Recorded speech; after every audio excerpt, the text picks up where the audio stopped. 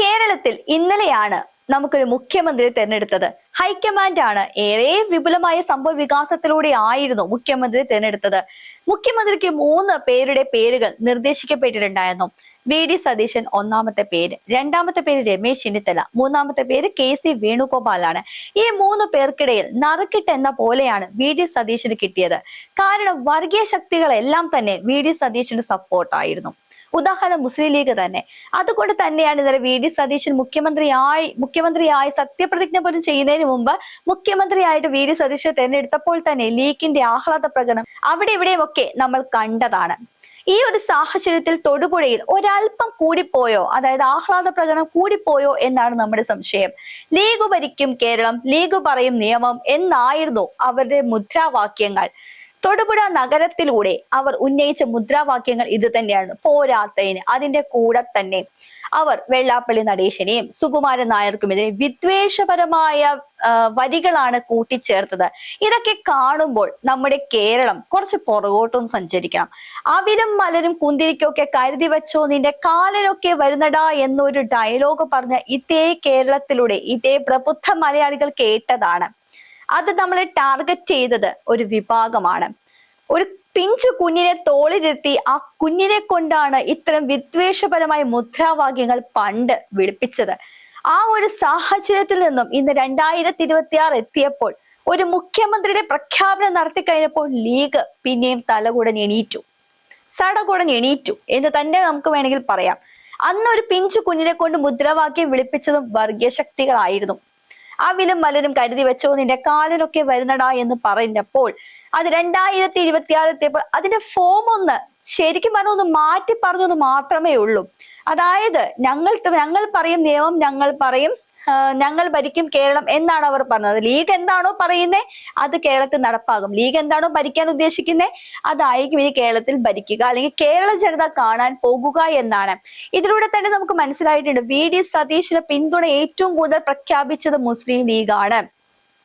ഒരു പക്ഷേ കെ.സി. വേണുഗോപാലിനെ ആക്കിയിരുന്നെങ്കിൽ ഇതേ മുസ്ലിം ലീഗ് തന്നെ വളരെ ഒരു വിദ്വേഷം ഉണ്ടാകുമായിരുന്നു. നമ്മൾ രാഹുൽ ഗാന്ധിയുടെ പ്രിയങ്ക ഗാന്ധിയുടെ ഒക്കെ ഫോട്ടോ വെച്ച് 2 ദിവസം മുമ്പ് ഇനി നിങ്ങൾ കെ.സി. വേണുഗോപാലിനാണ് പിന്തുണ പ്രഖ്യാപിച്ച് മുഖ്യമന്ത്രിയാക്കുന്നതെങ്കിൽ വയനാട് അടുത്ത അമേഠിയാകും എന്നാണ് പറഞ്ഞത്. ഒരു പക്ഷേ കെ.സി. വേണുഗോപാലിനെ മുഖ്യമന്ത്രിയാക്കി കഴിഞ്ഞാൽ ആദ്യമേ തന്നെ എതിർപ്പ് പ്രകടിപ്പിക്കുന്നതും മുസ്ലിം ലീഗ് തന്നെ ആയിരിക്കും. അതിന്റെ ഉത്തമ ഉദാഹരണമാണ് വി.ഡി. സതീശൻ വിജയിച്ചു കഴിഞ്ഞപ്പോൾ തൊടുപുഴയിൽ ഉയർത്തിയ മുദ്രാവാക്യങ്ങൾ.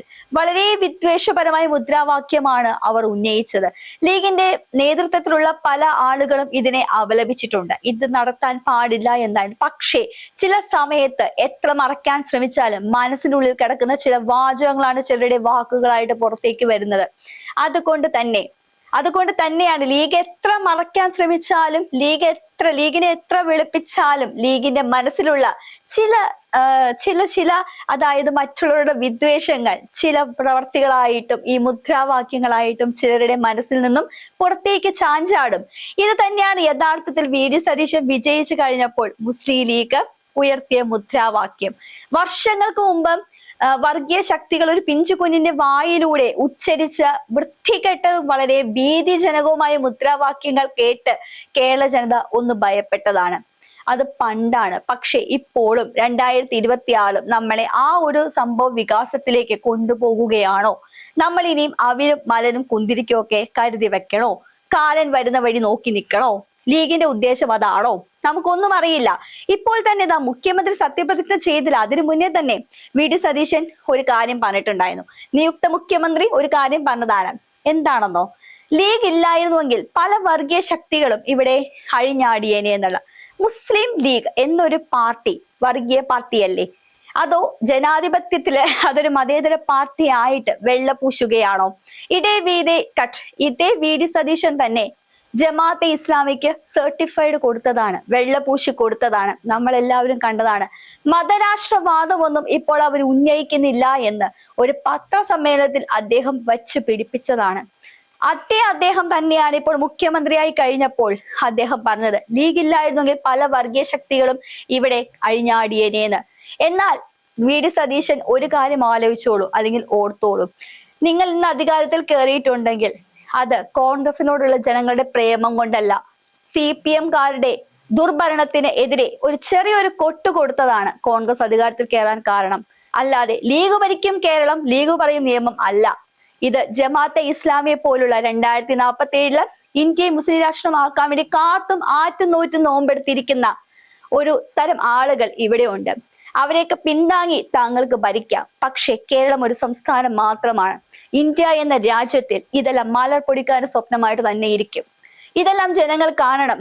കാരണം കോൺഗ്രസിന് വോട്ട് ചെയ്ത ജനങ്ങൾ ഈ മുദ്രാവാക്യങ്ങൾ ആവർത്തിക്കപ്പെടാനും കേൾക്കാനും വേണ്ടിയിട്ടാണോ കോൺഗ്രസിന് വോട്ട് ചെയ്തതെന്ന് അവർ നിരന്തരം ചിന്തിക്കണം. ജനാധിപത്യ രാജ്യത്ത് ഇത്തരം ഒരു പാർട്ടിയിൽ നിന്നും ഇത്തരം ഒരു മുദ്രാവാക്യം കേട്ടിട്ടുണ്ടെങ്കിൽ അവരുടെ മനസ്സിലിരിപ്പ് എന്താണെന്ന് ചിന്തിക്കാവുന്നതേ ഉള്ളൂ. അത് VD സതീശനെ പോലെയുള്ള നമ്മുടെ മുഖ്യമന്ത്രിയും അതിന് കുഴലൂതുകയാണോ എന്നാണ് ഇനി ജനങ്ങൾക്ക് അറിയാനുള്ളത്.